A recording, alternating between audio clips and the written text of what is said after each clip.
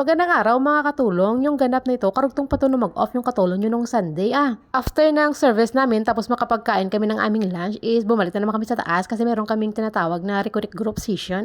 So after ng Reconnect Group Session namin, kasi mga 1 hour lang naman yun, sito bumaba na naman kami sa may courtyard para mag-snacks. May nagluto kasi ng kutsinta. Of course, nagkakain lang yan yung katulong nyo kasi di naman marunong magluto yung katulong nyo ng kutsinta.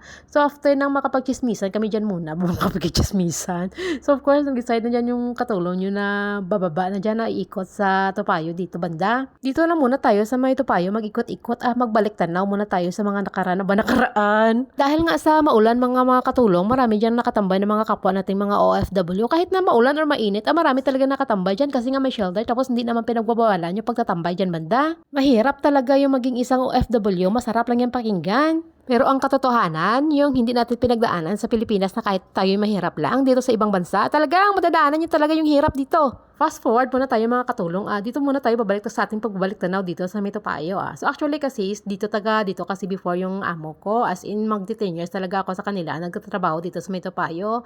Pero for 9 years kasi sa kanila, hindi talaga ako kumuha ng off day. Nung magti-10 years na ako sa kanila, nag-decide na ako na mag-for good, pero hindi naman yun natuloy. Saka na lang natin yung pag-uusapan na. Yung last year na pagtatrabaho ko sa kanila, nag-decide ako na kumuha ng off day kahit na once a month lang. Once a month Kung nakakapag-off day na tayo, hindi pa din ako na makakapagala dito kasi nga nasa simbahan lang naman parati yung katulong nyo. Tapos kung saan yung pumupunta yung mga kaibigan niya sa simbahan, doon na siya sumasama kasi nga wala siya kasing kamuhang-muha kung paano umikot-ikot dito sa tinatawag na Singapore.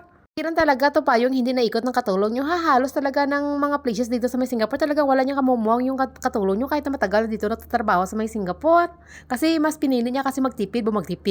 Gets nyo naman yun siguro mga katulong, kapag isa ka kasing breadwinner sa pamilya nyo, unahin mo talaga yung pamilya mo kaysa sa sarili mo. Pero once in a while, makakapunta ako dito kasi nga may bata kasi akong inalagaan before kapag naihatid na namin yung matanda na naalagaan ko sa may center. So dito kami pupunta o dito kami napapadpad sa may library kasi nga yung 2 bata kasi inalagaan ko is mahilig talagang pumasok sa may library. Pati ako nasanay na magbasa ng mga children's story dahil sa kanila. Naging fans tuloy ako sa mga series na mga binabasa kong mga libro na mga action, na pambata. So, dito sa may building nito, sa may library nito, mga ilang oras talaga kami dito nakastay ng mga batang binabantayan ko kasi nga kailangan namin magpalipas oras dyan bago namin sunduin na naman yung matanda kong inalagaan sa center na iniwanan namin sa kanya. So, talaga, di ba, ang sarap talaga balik-balikan yung nakaraan. Yung nakaraan ang na pwedeng balikan pero kapag pag-ibig na nga yung nawala, mahirap na yan mga katulong Tapos mga katulong, nung makadaan tayo dito sa may kainan na ito, may items or may food dyan tayo na nakita na na-miss ko namang kainin kasi nga as in sa side kasi ngayon namin doon sa bago kong employer is wala. Kaya ito yung peanut pancake kasi nga before kasi yung ex-employer ko talaga as in mahilig talaga yung bumili para sa akin. So every morning talaga kapag pumunta dyan sa may sa mga wet market at sa mga supermarket dito sa may Topayo yung amo ko, as in talaga bilibilhan talaga ako ng peanut pancake kaya hindi ko talaga nakalimutang bumili dyan mga katulong kasi nami-miss ko talaga na kainin yun. O diba sabi ko nga ba is masarap talaga balik-balikan yung nakaraan pero wag yung pag-ibig mga katulong Pero kung ang pag-ibig naman ng iba dyan is wala namang pananagutan, okay lang na balik-balikan.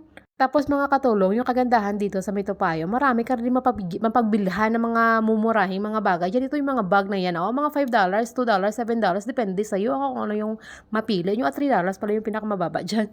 And then dito banda ako bumibili ng mga shoes ko or mga slippers ko kasi masyadong matibay yung mga items nila dyan. Tapos hindi talaga man dyan makalimutan ng mga katulong nyo na dumaan dyan sa may bakery shop para bumili ng ng tinapay. Kasi makatinapay talaga yung katulong nyo. Kaya nga tumataba yung katulong nyo dahil sa tinapay. Talagang hindi kasi makalimutan bilhin yung tinapay.